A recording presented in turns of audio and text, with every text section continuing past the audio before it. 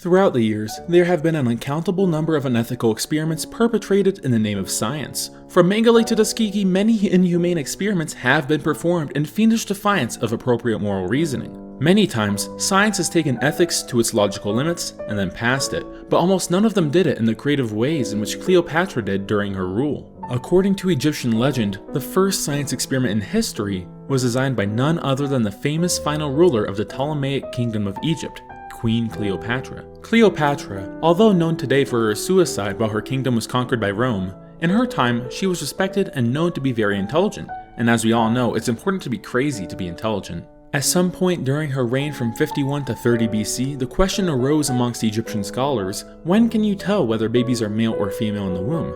No one knew, so Cleopatra designed a small experiment to find out. To ensure her data was consistent, she would follow the same procedure. First, she would take one of the females sentenced to death in her empire. To make sure none of her female prisoners were pregnant and could mess up her experiment, Cleopatra made all the test subjects take an abortifacient to quote-unquote purge the womb. With the slate now clean, Cleopatra forced a male servant to forcibly impregnate the woman, and at some predetermined time had the females executed where she would have the fetuses fished out for examination. Accounts differ on the results, but according to legend, Cleopatra could reportedly determine the sex of the fetus by day 41 after contraception. However, it should be said that this is almost certainly false because even with modern observational procedures, the earliest most doctors can differentiate between the two genders is week 9 of pregnancy, or about 20 days after Cleopatra could determine the gender.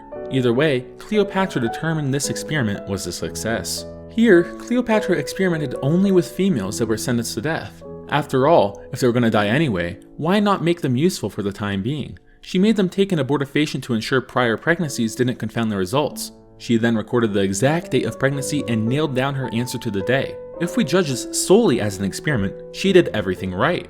Of course, by every other standard, she did nothing right.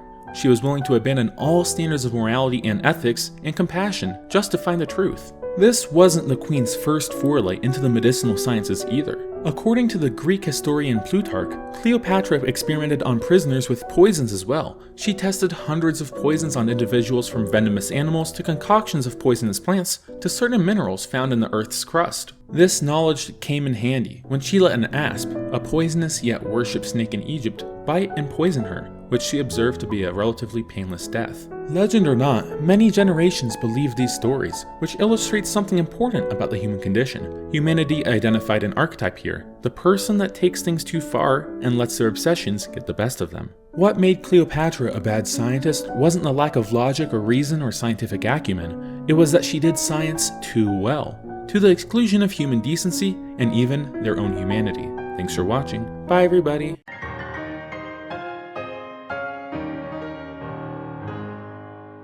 What's that? It's blowing up from the inside! We didn't hit it.